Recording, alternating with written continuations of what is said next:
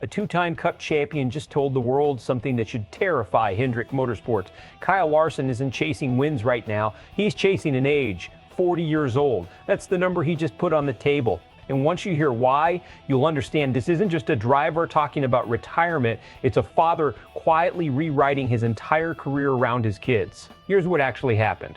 Kyle Larson says he's not setting a hard retirement date. Instead, he's treating age 40 as a checkpoint, a moment where he sits down and decides whether to keep racing or walk away. He also just killed a goal he's talked about for years, chasing a full-time sprint car championship. That dream is officially dead.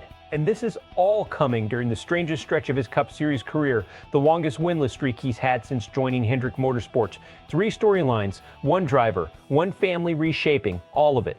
To understand why this matters, you need to understand where Larson is in his career right now. He just signed a 5-year extension with Hendrick Motorsports back in February, locking him in through 2031.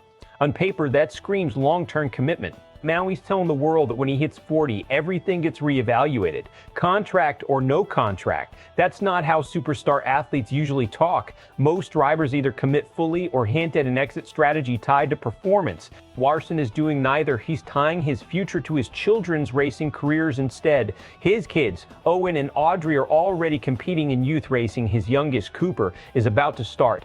For a driver who built his legacy on dirt tracks and short track chaos, watching his own children step into that world clearly hits different than any trophy could. And here's the locker room angle nobody's talking about enough. Hendrick Motorsports just handed a franchise driver a long-term deal, and that driver is already signaling his commitment has an expiration condition attached to it. That's a subtle shift in leverage, and teams notice things like that. Let's break down what's actually smart and what's genuinely risky about this move. Start with the sprint car decision. For years, Larson floated the idea of stepping away from full-time Cup racing to chase a sprint car title. Now he's saying no, and honestly, that's the disciplined choice. He's already won the Knoxville Nationals 3 times, 3 Chili Bowl titles, a King's Royal. There is no version of a sprint car championship that adds more shine to that resume than it cost him in time, health, and family balance. Committing to an 80 to 90 race schedule on top of a full Cup season isn't ambition, it's burnout waiting to happen. Larson clearly ran the math and backed away. Smart move. Now the harder question, the winless streak. More than 45 races since his last Cup win. That's the longest drought of his Hendrick tenure. For most elite drivers, that kind of stretch triggers panic, lineup changes, media pressure, sponsor anxiety. Larson's response, he's talking about balance, about enjoying his schedule, about family. That's either the mark of a driver who has found generational peace of mind, or it's a warning sign that competitive fire is starting to cool at the exact wrong moment in a wide-open championship era. Here's the strategic risk nobody's saying out loud. NASCAR is more competitive right now than it's been in years. Windows to add championships close fast. If Larson is mentally clocking out even slightly, that hesitation could cost Hendrick a title shot they can't easily replace. But if this new mindset is what keeps him fresh, focused, and sharp deep into his 30s, this could be the exact formula that extends his prime instead of shortening it. This is the tightrope every great athlete eventually walks, chase legacy, or protect the life around it. Expect the fan base to split hard on this one. One side is going to praise Larson for prioritizing his family and showing rare self-awareness in an era where burnout quietly wrecks careers.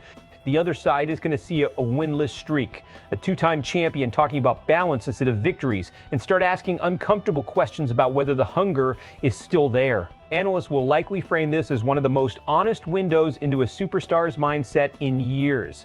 Not every driver admits the trophy stopped being the whole story. Larson just did, publicly, calmly, and without spin. Best case scenario, Larson's stress-free approach becomes rocket fuel. He breaks the drought within the next few races, rides that renewed balance into a 3rd championship run, and proves that family first doesn't mean fire lost. Worst case scenario, the winless streak stretches further, questions about motivation grow louder. And Hendrick Motorsports finds itself managing a locker room narrative about a franchise driver who might be mentally halfway out the door years before his contract even ends. Somewhere between those 2 outcomes is where Larson's next chapter actually gets written. So here's the real question. Is Kyle Larson making the smartest, most mature move of his career by putting family ahead of the record books? Or is this the first real crack in a legacy that still has unfinished business?